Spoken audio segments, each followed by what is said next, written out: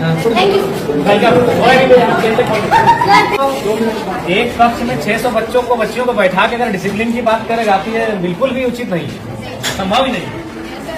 Hardly इस कमरे के अकॉर्डिंग 190 से 120 बच्चे बैठ सकते हैं। 90 से 120 660 मतलब नामांकन है, 240 प्रेजेंट है, तो संभव ही नहीं कि कोई क्लास ले पाएंगे।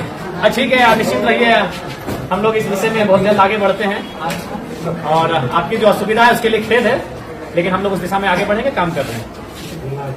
ये कौन सा क्लास है? 11 है। फैकल्टी क्या है? अच्छा, पढ़ाई लिखाई ठीक से कर रहे हैं ना?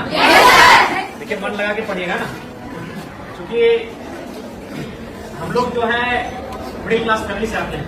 भले आपके प्रिंसिपल आपके साथ खड़े हैं, आपके एमएलए भी आपके साथ खड़े हैं, लेकिन हम लोग मिडिल क्लास फैमिली से आते हैं और हमारी पूंजी शिक्षा ही है। हमारे मम्मी पापा के पास उतने पैसे नहीं है कि अगर हम शिक्षा में अच्छा नहीं करेंगे तो हम कोई बढ़िया व्यापार को आगे बढ़ा सकते हैं, हम बड़े शहरों में जाके अपने आप को स्थापित कर सकते हैं। हमारी पूंजी ही हमारा एजुकेशन है। हम जितना बेहतर से यहाँ से निखर के जाएंगे उतना हम अपने आप को स्टेब्लिश करेंगे। इसलिए आप लोग किसी भी प्रकार का कोई कंप्रोमाइज नहीं कीजिएगा।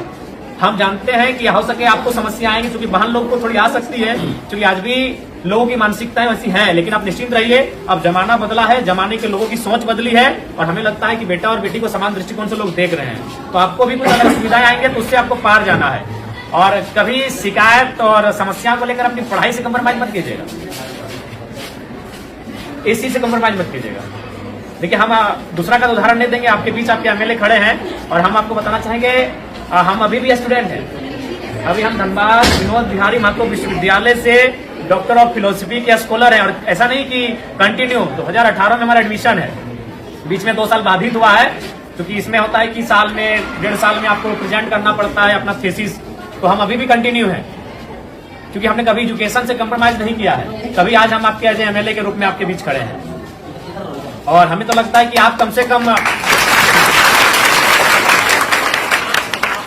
हमसे बेहतर परिवार से ताल्लुक रखते होंगे, क्योंकि हम उतना समय नहीं कि हम आपको अपनी घटना सुनाए, लेकिन संक्षिप्त में इतना बताना चाहेंगे कि हमने उस माँ ने हमें पढ़ाया है जिसने 28 साल की उम्र में अपने पति को खोया था।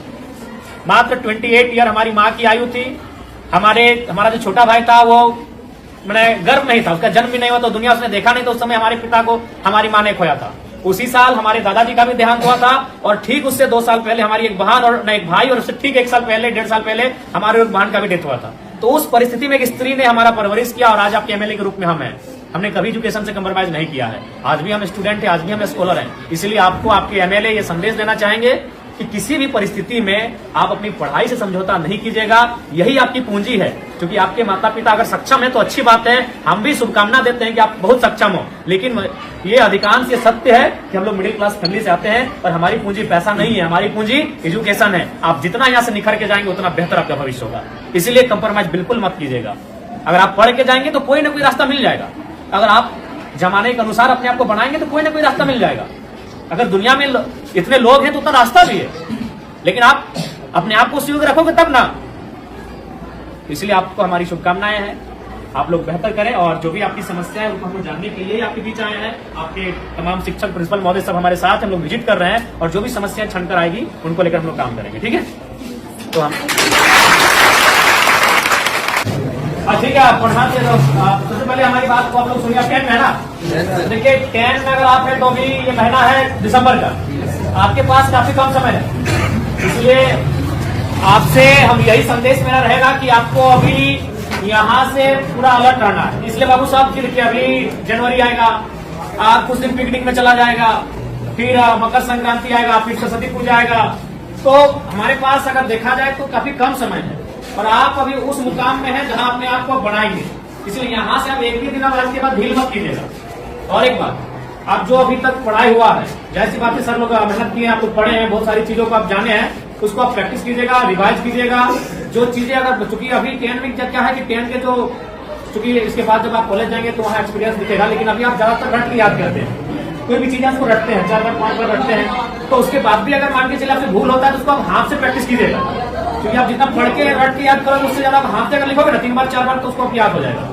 जो चीजें आपको लगता है कि इसको हम मेमोरी नहीं कर पा रहे हैं, याद नहीं कर पा रहे हैं, तो उसको आप कम से कम हाथ से प्रैक्टिस कीजिएगा, कई बार रफ लीजिएगा, उस रात में 4 बार 5 बार लिखिएगा उस प्रश्न का उत्तर, तो आपको याद होने लगेगा। और एक बात सबसे महत्वपूर्ण याद रखिएगा, क्योंकि आप अभी अपने जीवन का सबसे महत्वपूर्ण उम्र में है, यही है ये जो एज होता है ना, ये इसको हम लोग टीन एज कहते हैं। हमको अपने आप को बनाना भी यही है और बिगाड़ना भी यही है। अब ये डिपेंड आप पे करता है। देखिए आपके माता पिता तो इस उम्मीद से आपको भेजें कि मेरा बेटा वहां जाएगा, गुरुजी के सानिध्य में बैठेंगे, पढ़ेंगे तो पढ़ के आएंगे, लेकिन अब आप यहाँ क्या व्यवहार करते हैं ये आप पे डिपेंड करता है। तो इसीलिए आप यहाँ 4 घंटा 5 घंटा 6 घंटा समय देते हैं, तो उस 6 घंटा का रिजल्ट आना चाहिए ना। मान लीजिए सपोज दैट अगर किसी भाई को अगर पढ़ने में मन नहीं लग रहा है, तो मान के चलो वो 6 घंटा अगर सिर्फ वो ग्राउंड में दौड़ेगा, तो इस राज्य के नंबर 1 धावक बनेगा कि नहीं। अगर वो पहाड़ नहीं चढ़ेगा, अगर वो गीत ही 6 घंटा प्रैक्टिस करेगा, तो एक बेहतरीन गीतकार बनेगा कि नहीं। तो हमारे कहने का मतलब है आप यहाँ 6 घंटा समय दे रहे हैं, और जहां आप समय दे रहे हैं वहां से कुछ रिजल्ट नहीं हासिल करेंगे तो फिर गलत बात है कि नहीं। तो इसलिए आप यहाँ 6 घंटा समय दे रहे हैं, अपना 5 घंटा आप समय दे रहे हैं, तो इसलिए यहाँ से आपको परिणाम हासिल करके जाना है, यहाँ से आपको रिजल्ट लेके जाना है। इस बात को आपको ध्यान में रखना है, ठीक है। बाकी आपको जहां असुविधा होगी, आपके शिक्षक आपके प्रिंसिपल तो साथ में ही, आपके विधानसभा के आपके एमएलए हम भी आपके साथ हैं, जहां हमारी आपको जरूरत पड़ेगी आप हमें बेहतर याद कीजिएगा, ठीक है।